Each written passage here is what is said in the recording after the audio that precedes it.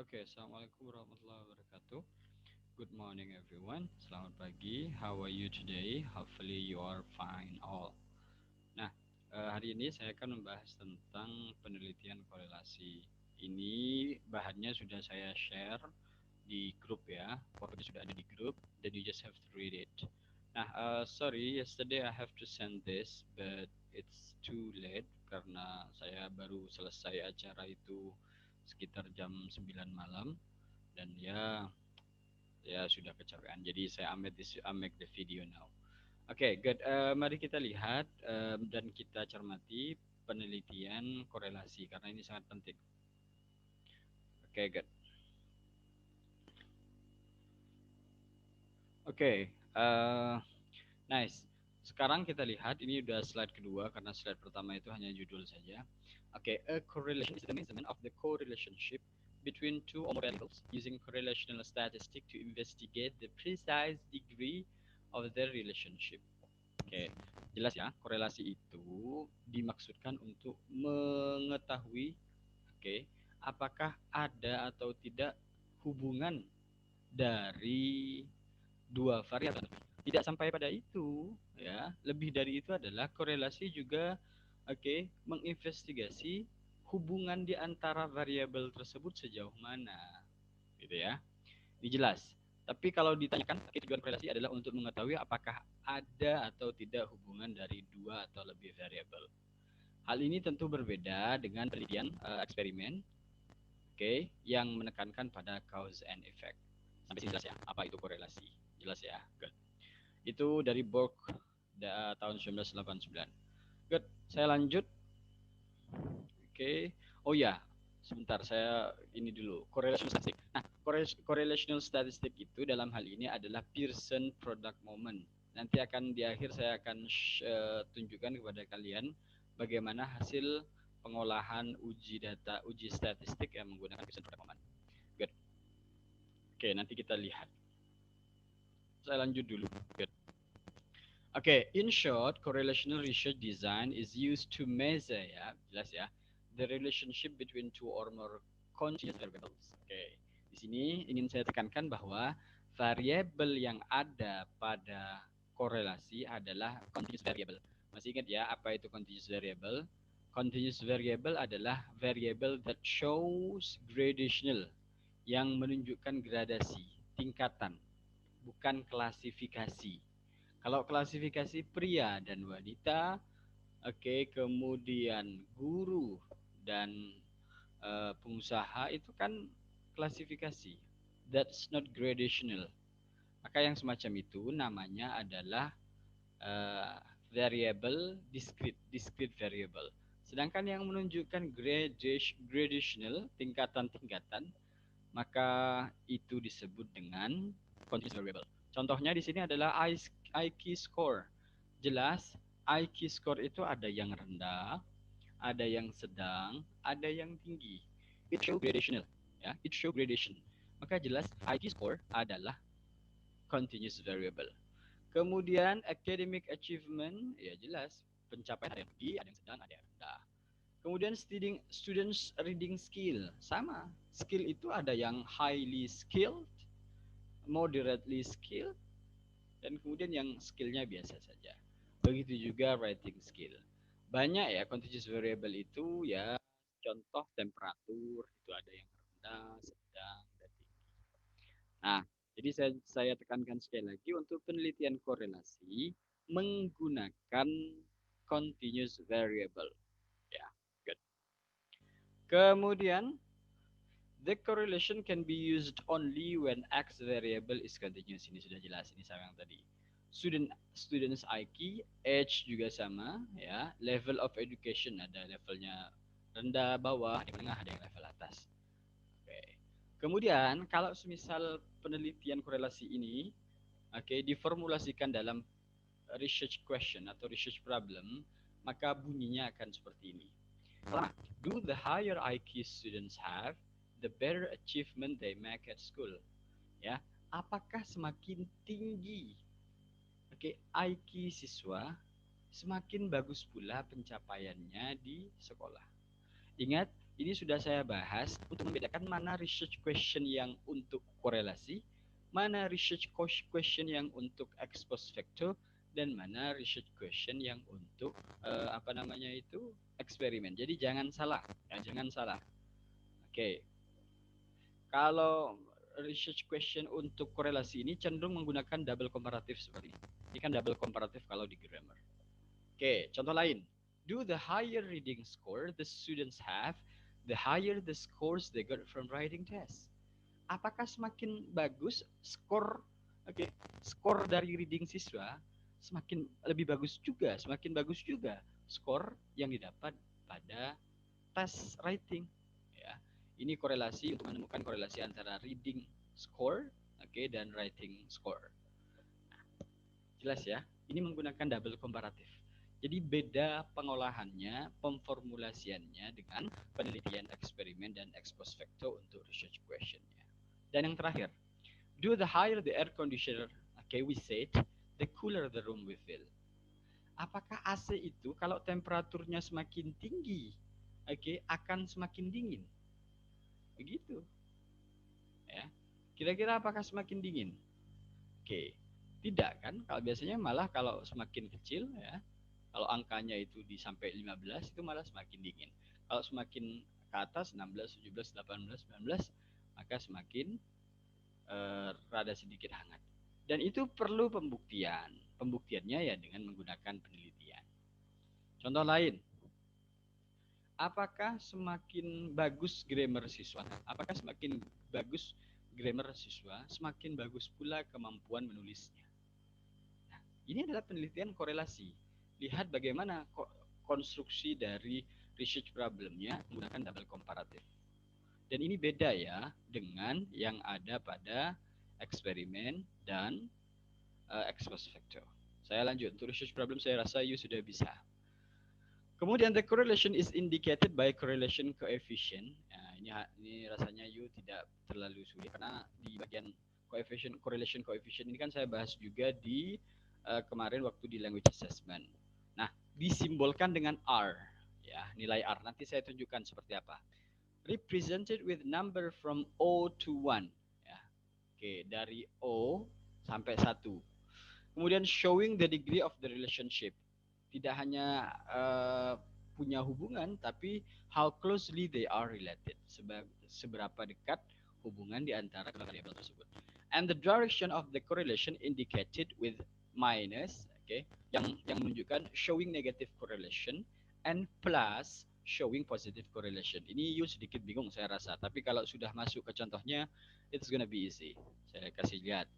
When R ketika coefficient correlationnya itu minus 1 ya, the variables have perfect negative correlation. Dia tetap berkorelasi tapi korelasinya negatif. Kalau korelasinya negatif, variabel satu naik ke atas, variabel lainnya turun ke bawah. Contoh ya, seperti AC tadi itu ya. AC tadi itu termasuk dalam negative correlation. Apakah semakin tinggi temperaturnya yang kita set itu yang ada angka 15, 16, 17, apakah semakin tinggi semakin dingin? Kan tidak. Semakin tinggi maka semakin hangat atau panas. Sedangkan hal ini berbeda. Kalau semisal kita men-setting temperatur AC tersebut semakin rendah, 15, ya 14, maka tentu akan semakin dingin. Maka yang semacam ini disebut dengan negative correlation. Oke, jelas ya. Oke. Kemudian when the R is plus plus 1, the variables have perfect positive correlation. It's almost impossible to find perfect correlation. Hampir tidak mungkin. Oke, tapi saya jelaskan dulu apa itu perfect positive correlation. Positive correlation. Untuk positive correlation itu dimaksudkan adalah ketika satu variabel naik, satu variabel lainnya naik. Oke, saya ketika satu variabel meningkat higher, maka yang satunya higher juga. Saya kasih contoh.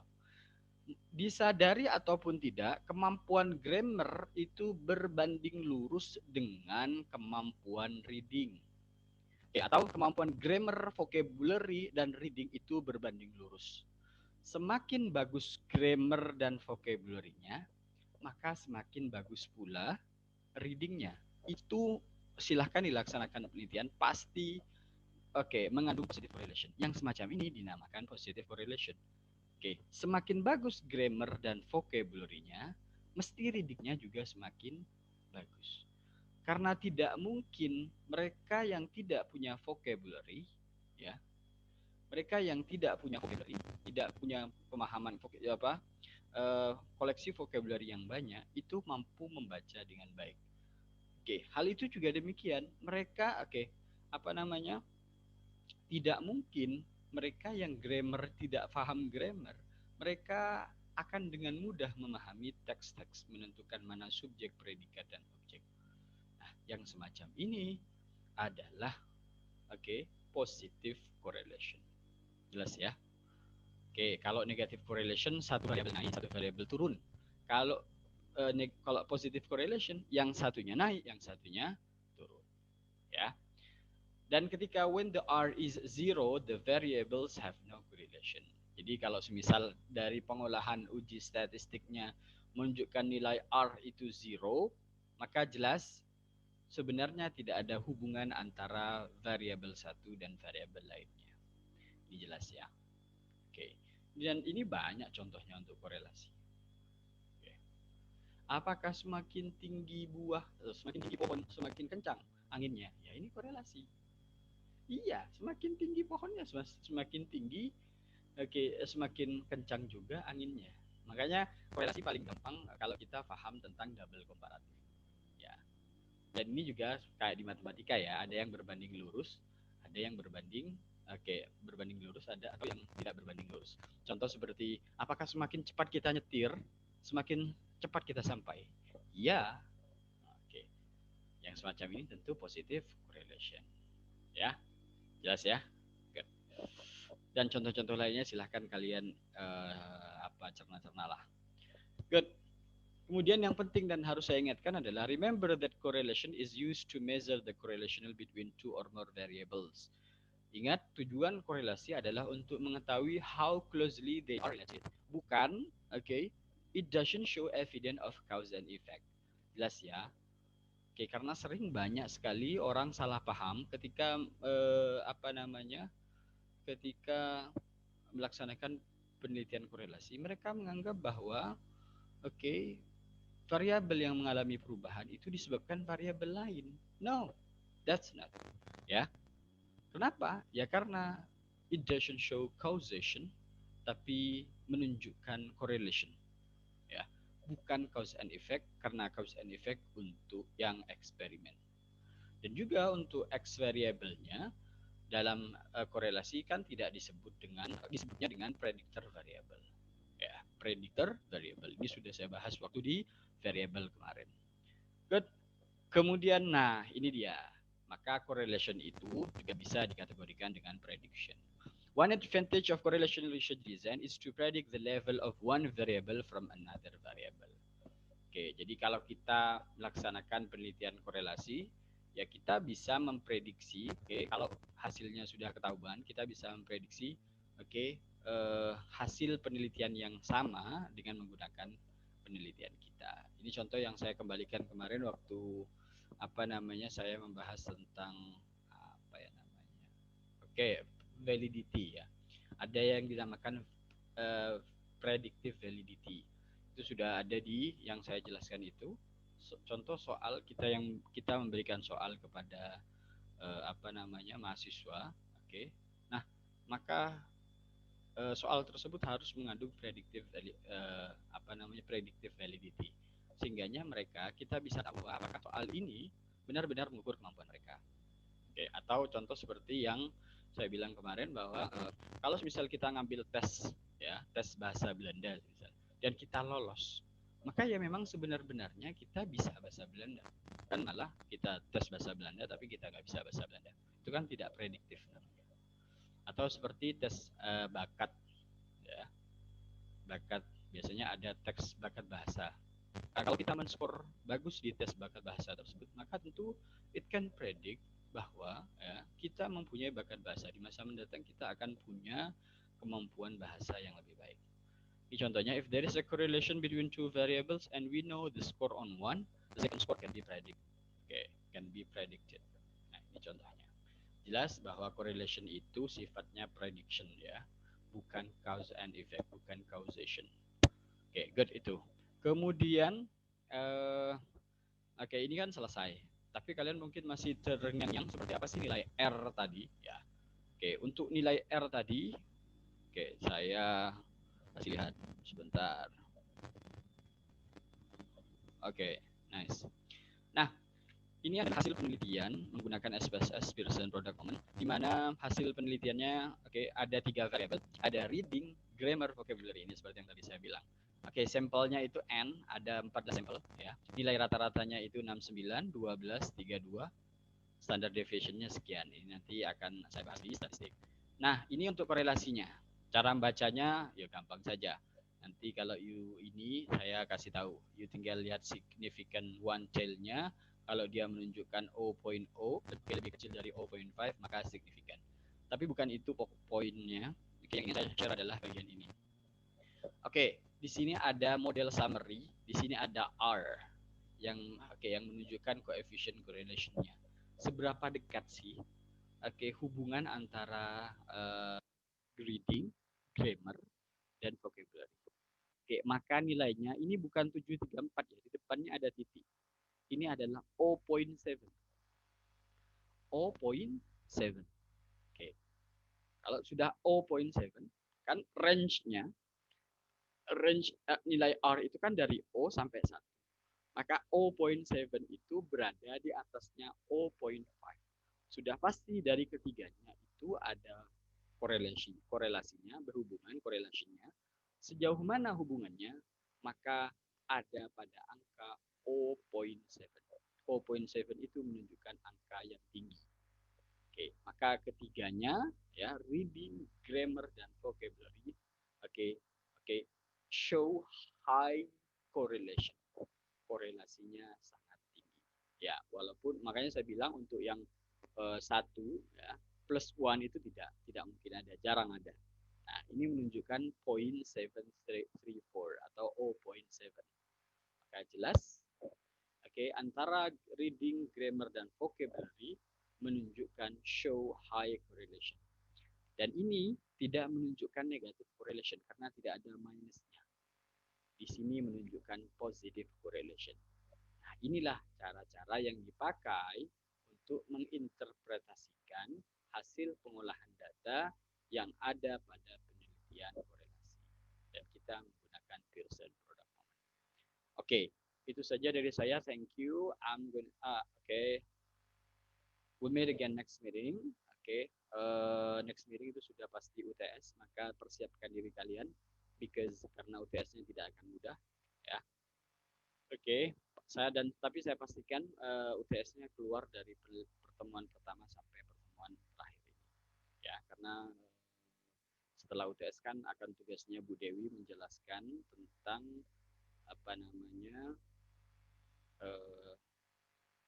qualitative research, bukan kuantitatif. Jelas ya? Saya ulangi lagi ya, kuantitatif itu jenis penelitiannya gampang saja, hanya ada 3 ya, ada eksperimen, ada ex post facto, dan ada korelasi, dan ketiganya sudah saya jelaskan. Thank you. Ya sudah. Assalamualaikum warahmatullahi wabarakatuh. Goodbye.